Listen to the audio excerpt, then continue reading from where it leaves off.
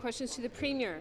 The Riverside, Bloor Court and Queen Street West BIAs represent over 600 businesses here in Toronto. They wrote an urgent letter asking for clarity around directives, financial support and relief from predatory insurance rates. When the Premier suddenly announced on Friday that they must reduce their hours of operation, they were blindsided. As the Premier lurches from one crisis to another, why would he not at the very least demonstrate some kind of respect for businesses who have been complying with public health directives instead of penalizing them for just trying to stay in business? At the very least, will this government try to help them survive with direct financial supports to ensure that they remain solvent? After all, it's not their fault that this Premier did not plan for COVID-19. Premier.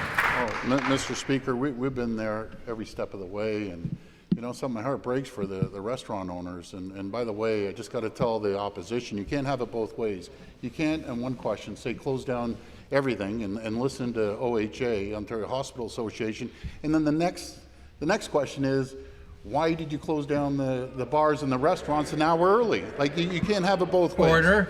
But again, through the advice of the Chief Medical Officer, Mr. Speaker, yes, we reduced the restaurant and the bars to close at 12 o'clock, but they can have their last call at 11 o'clock. So you know something, I think it was very modest that we asked the bars to close down and not stay open until 3 o'clock in the morning.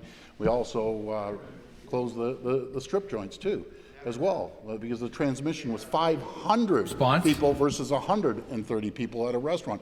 I support the restaurant folks there, and we're going to come up with a plan with the federal government to support all the restaurants right across the province. And the supplementary question. Thank you very much. This Premier has been inconsistent on the business file. He just banned lap dances in strip joints last Friday, Mr. Speaker. The Premier says he understands how hard it is for our business community, but if he really did, he would be transparent with business owners about policies that will directly affect their bottom lines. Business owners need to know what is coming so that they can plan. The Toronto BIAs ask a good question. Does this government really know what they're doing? Because every move thus far has compromised confidence in our economy. They have one last request, which we also call for in our Save Main Street plan. Will this government take immediate action to work with the insurance industry to support SMEs by preventing, and these are their words, astronomical increases to business insurance policies and premiums? If you want to be on the side of small businesses, you should have their back on this file. Premier. Well, Mr. Speaker, I'll tell you, I just find it so ironic. Every single item that we've put forward over the last 2 years to reduce taxes by 8.75% in small businesses, reducing WSIB premiums by close to $2 billion, and I could go on and on and on. Mr. Speaker, the last speaker voted against every single item that we put forward to support small businesses. And I just find how they flip back and forth.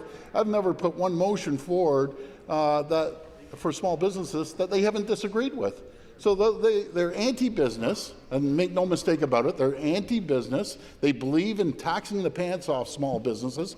We don't. We believe in supporting small businesses, small family-run businesses, and our policies have shown that. We're going to continue supporting it. But you can't have it both ways, Mr. Speaker.